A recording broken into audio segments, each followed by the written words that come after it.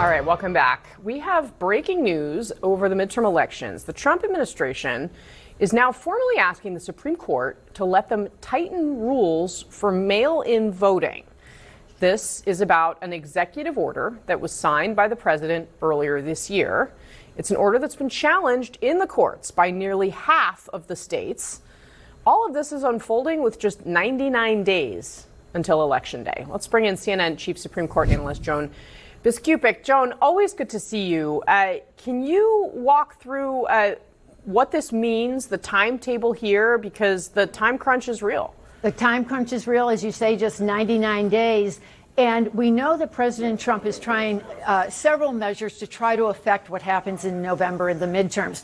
This particular action today involves his March directive that would involve the U.S. Postal System and the Department of Homeland Security screening state rolls. The directive requires the states to submit lists of eligible voters, and then for those two federal entities to try to screen whether there are some non-citizens who can be poised to vote. That's his whole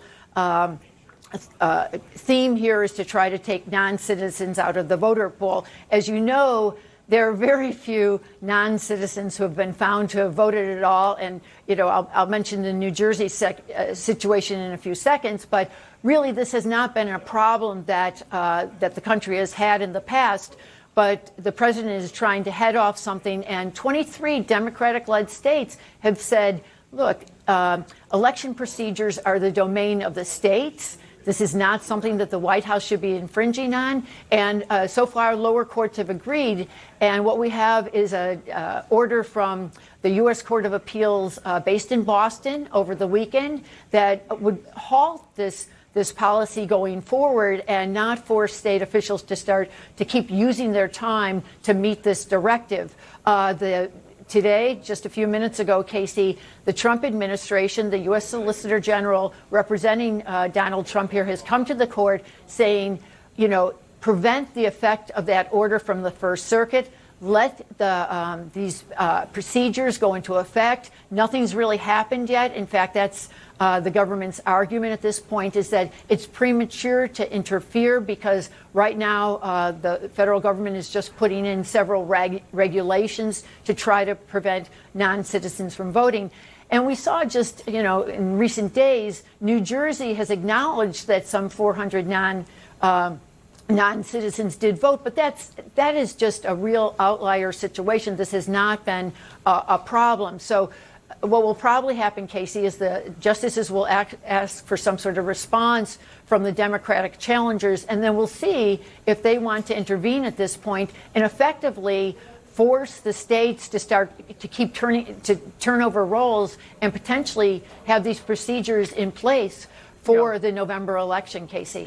All right. Joan Biskupic reporting for us. Joan, thank you very much. Our panel is also joined now by Professor of Constitutional Law at Georgetown University, Michelle Goodwin. And Michelle, I do want to put this to you because, I mean, you heard Joan walk through kind of the immediate ramifications of this particular situation. But how unprecedented is it, or is it unprecedented, for an administration to try to make such dramatic changes to the way in which Americans are allowed to or able to vote with such a compressed time frame before they're supposed to do so?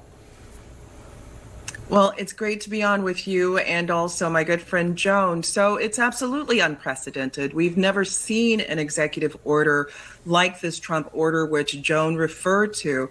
Notably, in that First Circuit Court of Appeals, which upheld the injunction from a lower court, one of those three judges was Trump appointed. That court said that this is null and void just on its face, and it is, because it's extraordinary. We have known and held for, it's been now centuries, that the domain of elections are left to states to control, to monitor. They're responsible for that. This is not something that is just of the last year or two of this administration. This is something that has been fundamental to the United States and its rule of law and politics. And so what we see, I think one of the ways of seeing this has been a longer arc of Donald Trump with suspicion about U.S. elections. We saw that suspicion in 2020 with more than 60 court challenges by Donald Trump under the presumption that there was something that was amiss in that election and that he should have prevailed. It's worth noting that he lost every one of those challenges except for one, which was not a matter of whether he won or not, but it was just during COVID to allow for those who were overseeing, those who were handling the elections, to be able to come 6 feet within those that were handling it. So it's dead on arrival, but we're not really sure what might happen with the United States Supreme Court. Xochitl Hinojosa, how do you think through this? Both, I mean, you were at DOJ, but you've also worked as a Democratic operative. What is going on? Like, what is the president trying to accomplish here? Because they are, it seems, trying to use the Postal Service in how should we put it? Innovative ways? Yes. Compared to how it's been used in the past? Yeah, absolutely innovative ways. It's very clear that he is trying to limit voting in some kind. Here is what I would caution the administration and Republicans. If we are 99 days to the election, this could cause total chaos. There are election officials who are already very, very stressed under stressful circumstances. They get threats all of the time. We may end up having a Democratic president in 2028. And the Trump administration wants to continue to try to meddle in elections.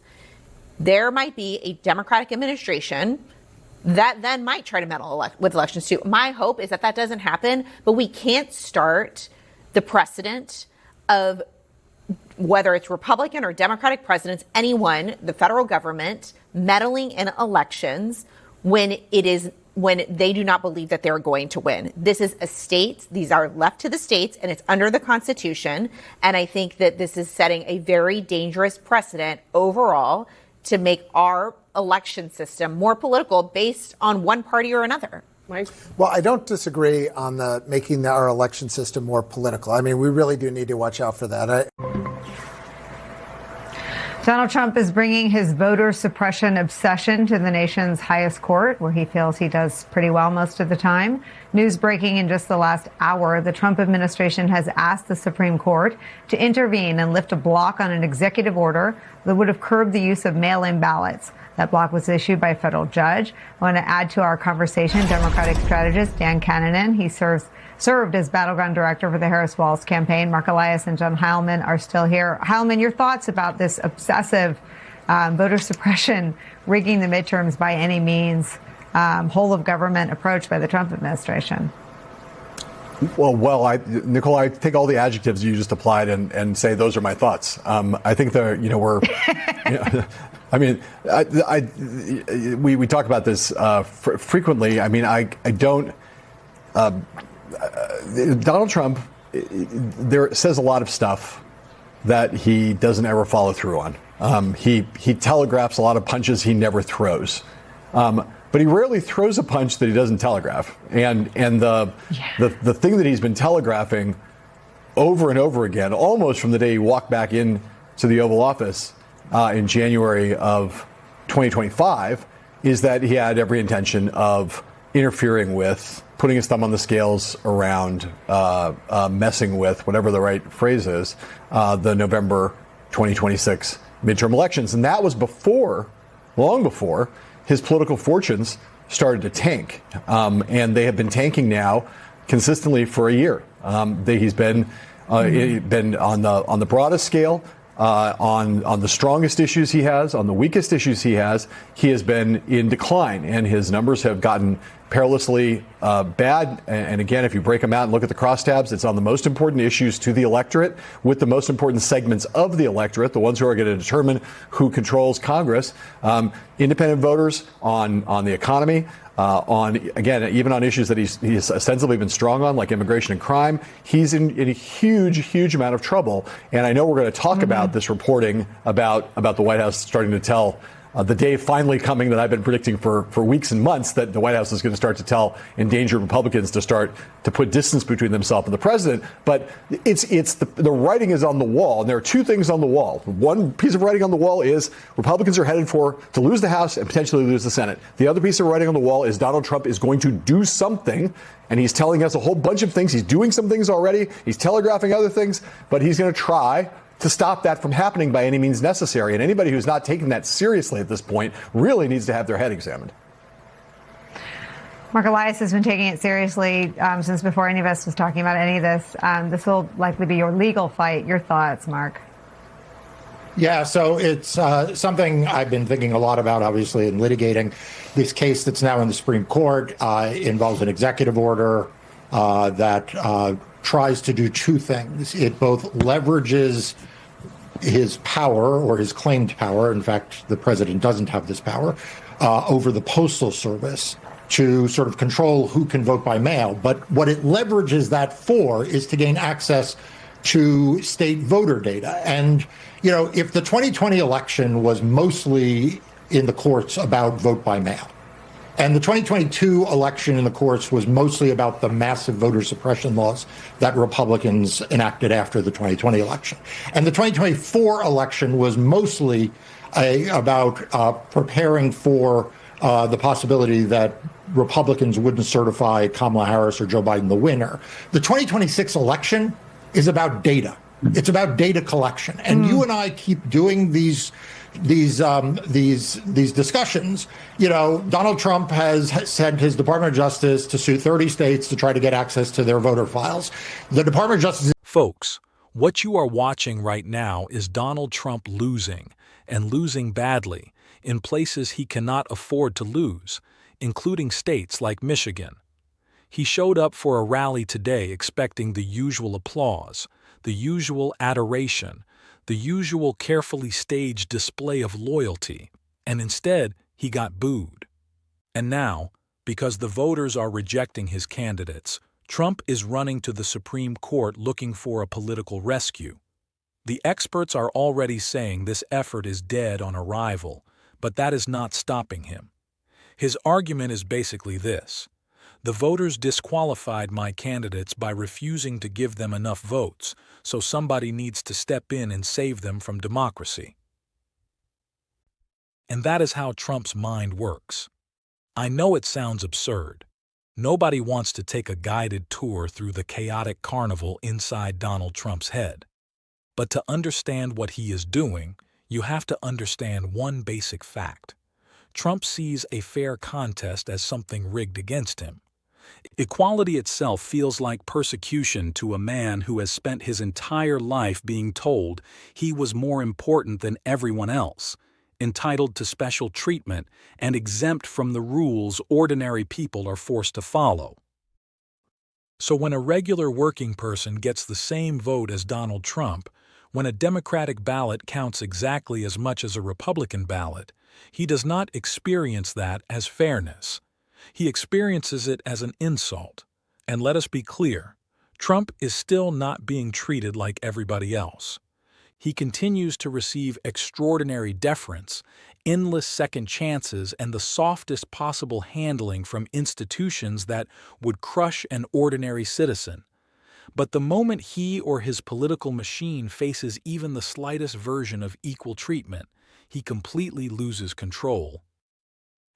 In Trump's worldview, Democratic votes counting normally means Republican candidates were somehow cheated. His candidates are not losing because voters rejected them. They are losing because the system supposedly failed to protect them from the voters. But Trump knows what the numbers are telling him. In a genuinely fair contest, he cannot win this election. Maybe he survived other races. Maybe 2024 was different. But this time, the political ground is collapsing beneath him. He has already tried to manipulate the map through aggressive gerrymandering, but even that can only carry him so far. Eventually, the votes are counted, the public makes its decision, and Trump's candidates go down with him.